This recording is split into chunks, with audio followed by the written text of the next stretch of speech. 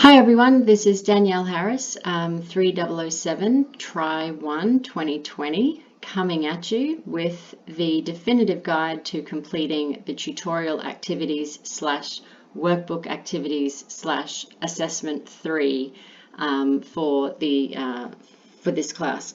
So this is the thing that is the PebblePad thing, or the big interview thing that people have had some confusion about. And I wanted to make a video to show you exactly how to navigate it. I know that it's a little bit different to normal pieces of assessment, but so is applying for a job in the real world. I can assure you that all of the things that you'll learn through this assignment and in fact this class are going to be useful for you in the real life job hunt. Notwithstanding COVID-19, of course, although I can tell you already that we're seeing a huge move towards online and remote opportunities. So this is a great time to be brushing off your computer skills and updating your abilities in that space. So I want to start by showing you what the page looks like when you go into Learning at Griffith. Okay, so we start from the beginning and you go down to Assessment right here and click on that, and then you'll have your reflection A, B, workbook activities and final reflective essay. A reminder that this is the one that's due on the 18th of May. That's quite a long way from now, so while we're all being flexible with extensions, I'm not sure that by then, I'm not sure that you'll need one. There was just this sort of in this middle period where everybody was getting used to moving online. But anyway, you click on the workbook activities just here, and then you need to click on this. So this is all under the assessment tab, and then that will take you to PebblePad, and this is where you evidence your assessment, which basically means where you submit your work. Okay, so up the top here, there's submissions, resources, and management. So because I'm the instructor, I can click on submissions and I can see all of the people that have submitted their work, and it looks like somebody already has, which is fabulous. And the other thing that you need to know is that you can go in and update anything at any time. So it's a living, dynamic sort of document. So if you submitted it already, like that person, for example, and then today I teach you something that you weren't aware of, you can go in and go over what you did, and it will automatically save that thing, that update that you've made. So whether that's you re-recorded a video, or you wanted to update your response to selection criteria, etc., you can do that over and over until the due date. I won't be checking them until after the due date, so it doesn't bother me whether you do it early or late. There's no extra points for being early. You'll obviously lose points for being late. But I won't look at them until they're due. So if you want to go in and finesse and edit and all that sort of thing right up until the due date, that's fine. Please just be aware that you've probably already noticed that at peak times, computers and the internet aren't working at their best, quite frankly. So you might, it would be in your best interest to get this done sooner than later, so that you know that it's finished and you know that it's complete, because every year invariably the night before it's due, the website will crash because hundreds of people are trying to record themselves answering the big interview questions. So if I can just please remind you to not leave that until the last minute. Okay, so you click on resources, which we've just done, and then you click on this academic development activities. All of these are just different words for the PebblePad project. We had to call it different things to comply with various rules, but it's all the same thing. Okay, so continue anyway.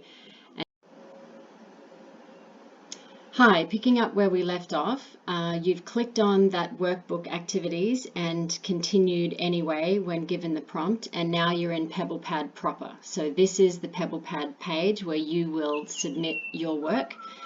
You can replace the image with some other picture, and you can be as creative as you want. You can also leave it absolutely the way that it is. It's not necessary to change it all. Okay, so there are three sections here: the job listings, the job application, and the job interview. The job listings is here where you simply post the URLs for 3 jobs that you have found online. And in addition to pasting the actual web address, I would like you to also copy and paste the text from the job listing so that we have access to it, because if the job that you apply for, or sorry, the job that you post happens to expire before we mark your work, then we will not be able to see it because the link will be broken. So make sure that you copy and paste the text right here in this box. And then you rate your suitability for the job, and it's totally fine that your suitability for the job might be a 1 now. That's okay. You can just say, I'm currently at a 1 because I don't yet have my degree. Or if you're going for 3008 and you've got the appropriate GPA and you expect to get a GPA of 5, you expect to get a 5 in this trimester, and you've got your independent transport and you've made all of the other requirements and you've submitted your application, you could say that you're 5, very suitable, and explain why. So you do that for 3 jobs. So there's a second job here and then the third job here. Again, if you are applying for the 3008 position, you can absolutely use that as one of the jobs, in which case you would just put a link to the 3008 course profile, 3007 course profile is fine. And you can briefly summarize the position and the 2 selection criteria from the announcement, etc., etc. And then the second part is the job application. So you would click on, once you have filled all of these, then you would click on job application. And this says it has not been evidenced. So this is because I'm looking at the lecturer version. So when you guys see, you can click down and add an asset, and that's where you would copy and paste your Word document, right? So you can attach your document and then it will tell you that it's been fully evidenced, and that's basically you submitting your application. So here you need to put your CV, your selection criteria, and your cover letter for whichever job you decide. Again, if you've done the 3008 placement application, you can absolutely use that work. So you don't need to do anything new for this section of the assignment. Okay, you can just post your CV and the selection criteria and the cover letter that you wrote for the 3008 placement, and post all of that in here as your 3 separate assets, so 3 separate Word documents, and that is your job application done. If you haven't done the 3008 application, then here you need to submit a CV and the response to 1 selection criteria and a cover letter for one of those jobs that you have just put in your job listings in this section. Okay, so now you've done the job listings and you've done the job application. The next part is now we're into the job interview.